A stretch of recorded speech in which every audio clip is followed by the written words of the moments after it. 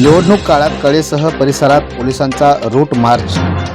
कळे पोलीस व होमगार्ड यांच्याकडून निवडणूक काळात कडक बंदोबस्त। जिल्हा परिषद व पंचायत समिती निवडणुकीच्या पार्श्वभूमीवर पोलीस दलामार्फत रूट मार्च काढण्यात आला। कळे पोलीस ठाणे हद्दीतील मल्हारपेठ, सावर्डे, सुळे, वेतवडे, पनोरे व कळे परिसरात हा रूट मार्च काढण्यात आला। या रूट मार्चमध्ये कळे पोलीस ठाण्याचे अधिकारी, कर्मचारी तसेच होमगार्ड जवान मोठ्या संख्येने सहभागी झाले होते। निवडणुकीच्या काळात संभाव्य अनुचित प्रकारांना आळा घालणे, मतदारांमध्ये सुरक्षिततेचा विश्वास निर्माण करणे आणि निवडणूक प्रक्रिया शांततेत पार पाडण्यासाठी आवश्यक खबरदारी घेण्याच्या उद्देशाने ही कारवाई करण्यात आली। रूट मार्च दरम्यान संवेदनशील ठिकाणांची पाहणी करण्यात आली। स्थानिक नागरिकांशी संवाद साधत निवडणुकीच्या दरम्यान कायदा व सुव्यवस्था राखण्यासाठी सहकार्य करण्याचे आवाहन कळे पोलिसांकडून करण्यात आले।